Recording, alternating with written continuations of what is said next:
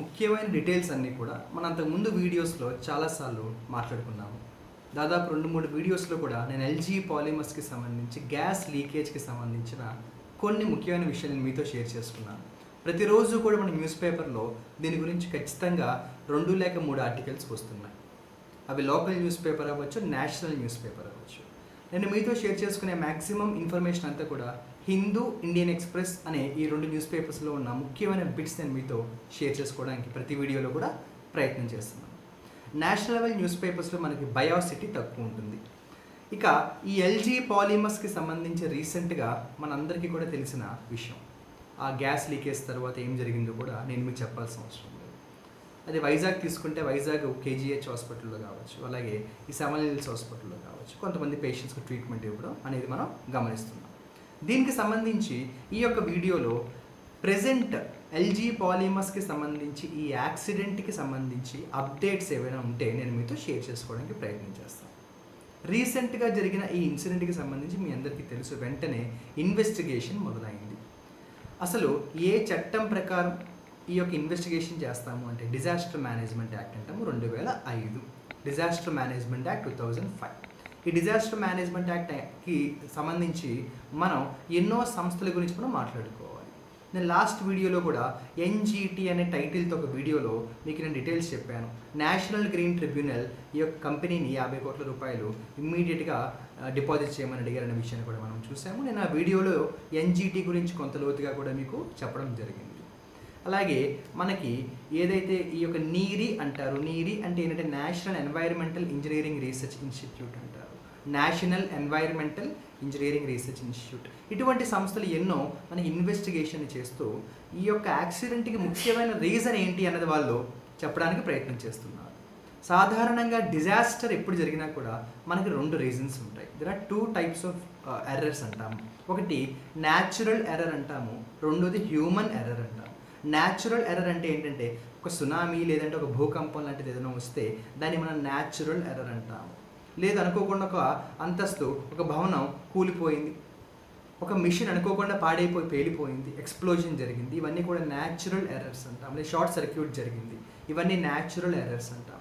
ఇది బాధపడాల్సిన విషయమే తప్ప ఎవరు దానికి పెద్దగా బాధ్యత తీసుకోవాలన్న ఇబ్బంది కాదు. కానీ హ్యూమన్ ఎర్రర్ అంటాము. హ్యూమన్ ఎర్రర్ అంటే ఏంటంటే ఒకరి వల్ల జరిగింది. ఉదాహరణకి వాళ్ళు కావాలని చేశారని కాకపోయినా కూడా వాళ్ళ యొక్క నెగ్లిజెన్స్ వల్ల కానీ మరి ఏదైనా రీజన్ వల్ల కూడా జరిగి ఉంటుంది. అయితే ఈ యొక్క ఎల్జీ పాలిమర్స్కి సంబంధించిన యాక్సిడెంట్ అది న్యాచురల్ ఎర్రరా హ్యూమన్ ఎర్రరా అన్నది ఈ వీడియోలో మనం అర్థం చేసుకోవాలి. రీసెంట్గా నేను చెప్పిన కొన్ని సంస్థలు చేసిన ఇన్వెస్టిగేషన్లో స్పష్టంగా వాళ్ళు చెప్పింది ఏంటంటే it is a human error అని వాళ్ళు తేల్చి చెప్పారు. ఈ యొక్క కంపెనీకి సంబంధించిన ఎంప్లాయీస్ తాలూకు ఎవరైతే బాధ్యత అక్కడ వాళ్ళకు ఉంటుందో, రెస్పాన్సిబుల్ అథారిటీస్ ఎవరైతే ఉంటారో, it is a part of human error, ఇది పూర్తి స్థాయిలో వాళ్ళ తప్పిదమే అని వాళ్ళు తేల్చి చెప్పారు. అయితే మనం కొన్ని రోజుల క్రిందట ఎల్జీ పాలిమర్స్కి సంబంధించిన ఆ అథారిటీస్ యొక్క మాటలు కూడా మనం విన్నాం, పేపర్లో చదివాం. వాళ్ళు చెప్తున్నది ఏంటంటే గత కొన్ని రోజులుగా లాక్డౌన్లో కంపెనీ ఉండడం వల్ల ఒక్కసారిగా ఆపరేషనల్ యాక్టివిటీస్ స్టార్ట్ అయ్యే ఈ ప్రక్రియలో సైడ్ ఎఫెక్ట్స్ వచ్చి ఈ యొక్క పాలిస్టరైజేషన్ అనే ప్రాసెస్ జరిగి పాలిమర్ వల్ల మనకి ఈ యొక్క ఎఫెక్ట్ జరిగింది అని వాళ్ళు సైంటిఫిక్ రీజన్ అనేది చెప్పడం జరిగింది. కానీ ఈ యొక్క సంస్థలు తేల్చి చెప్పింది ఏంటంటే అది లాక్డౌన్లో ఉన్నప్పుడు కూడా దానికి కావాల్సిన సపోర్ట్, ఆపరేషనల్ యాక్టివిటీస్ ఇవ్వాల్సిన బాధ్యత అందరి మీద ఉంది.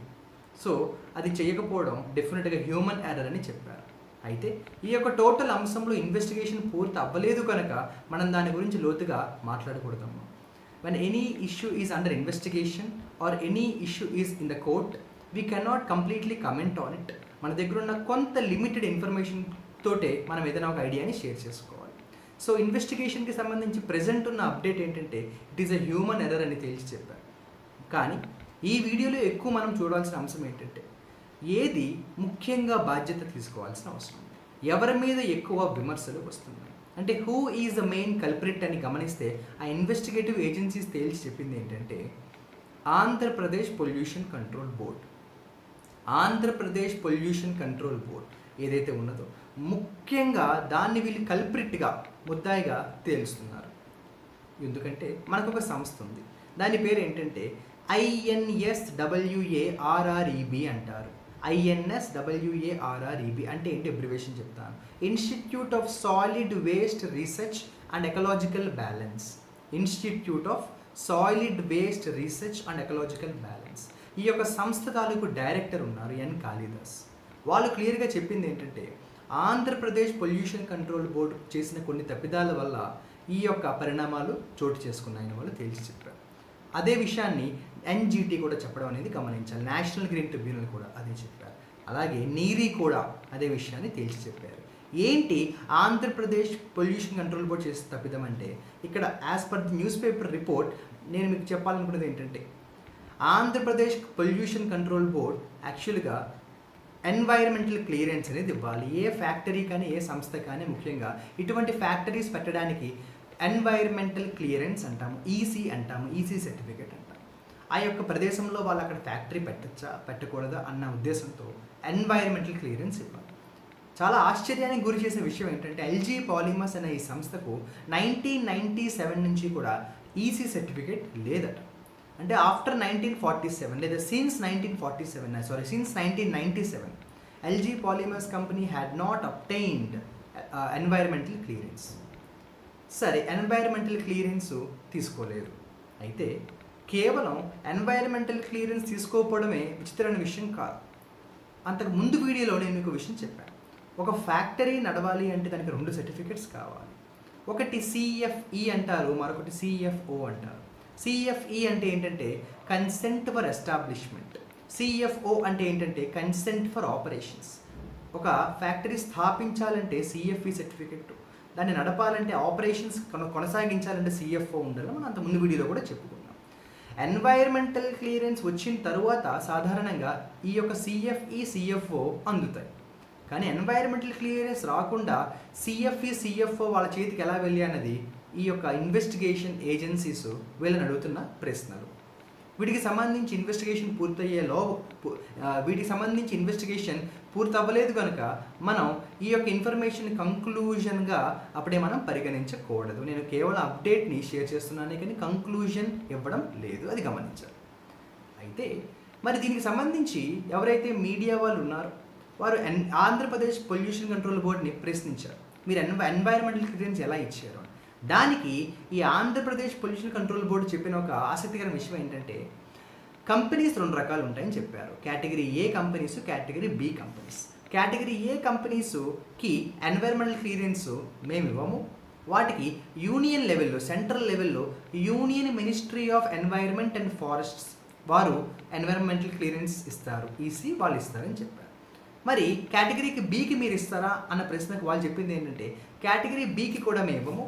దానికి స్టేట్ లెవెల్లో ఒక సంస్థ ఉన్నది, దాని పేరు SEAC అంటారు. అంటే స్టేట్ ఎక్స్పర్ట్ అప్రైజల్ కమిటీ అంటారు. స్టేట్ ఎక్స్పర్ట్ అప్రైజల్ కమిటీ, లేదా దాన్ని మరొక పేరుతో కూడా పిలుస్తాము SEIAC అంటారు. అంటే స్టేట్ ఎన్వైర్మెంట్ ఇంపాక్ట్ అథారిటీ అంటాం.